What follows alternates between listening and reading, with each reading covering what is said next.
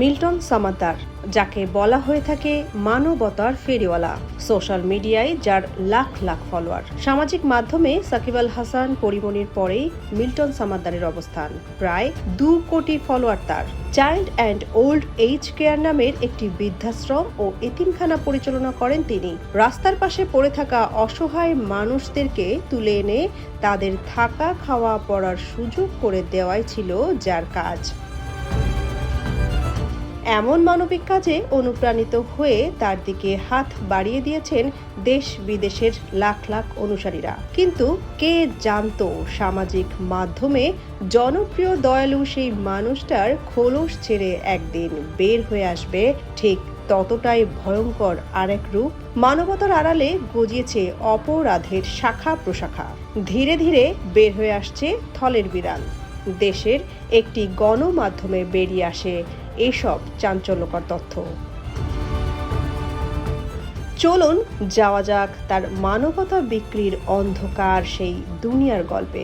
প্রকৃতপক্ষে যে কয়েকজনকে তিনি লালন পালন করছেন, প্রচার করে বেড়াচ্ছেন তার কয়েক গুণ বেশি। সবচেয়ে ভয়ঙ্কর বিষয় হলো উঠছে অসহায় মানুষদের আশ্রয় দেবার নামে তাদের অঙ্গ প্রত্যঙ্গ বিক্রির অভিযোগ। খবর নিয়ে জানা গেছে ব্যক্তি জীবনেও তার নৈতিকতার বালাই নেই, ধার ধারেনি কোনো দিন কোনো কিছুর। কিশোর বয়স থেকেই ছিল তার অর্থ ও বড় হওয়ার লোভ। প্রতিবেশী, আত্মীয় স্বজনরাও বিভিন্ন সময় হয়েছেন তার কাছে লাঞ্ছিত।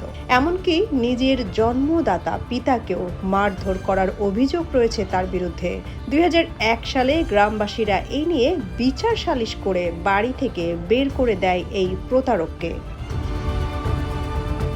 খোঁজ নিয়ে জানা গেছে মিল্টন সামাদ্দারের দক্ষিণ পাইকপাড়া আশ্রমের কাছেই বায়তুস সালাম জামে মসজিদে আশ্রমের মৃত ব্যক্তিদের গোসল করানো হতো। কিন্তু প্রায় সময় মৃত ব্যক্তির শরীরে বিভিন্ন কাটা ছেঁড়ার চিহ্ন দেখতে পেতেন দায়িত্বপ্রাপ্ত ব্যক্তিরা। করোনা মহামারীর সময় মসজিদ কর্তৃপক্ষ এ বিষয়ে জানতে চাইলে ওই মসজিদে গোসল করানো বন্ধ করে দেন মিল্টন সামাদ্দার। এছাড়া চাইল্ড অ্যান্ড ওল্ড এজ কেয়ারের মোট 5টি ফেসবুক অ্যাকাউন্টে মোট 16টি বিকাশ ও বিভিন্ন ব্যাংক অ্যাকাউন্ট নাম্বার দেওয়া আছে, যেখানে সাহায্য আসে মাসে প্রায় কোটি টাকার মতো। আশ্রমে থাকা 50 জনের পেছনে এই অর্থ ব্যয় হয় কিনা তা নিয়ে আছে যথেষ্ট সন্দেহ।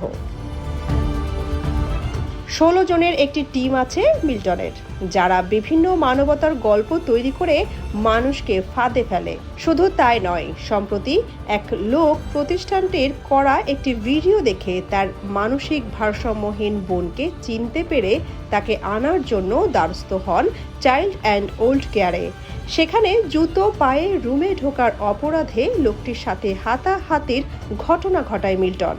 অবশেষে পুলিশ এসে উদ্ধার করেন লোকটিকে। পুলিশের সামনে অকথ্য ভাষায় গালাগালি করেন মিল্টন।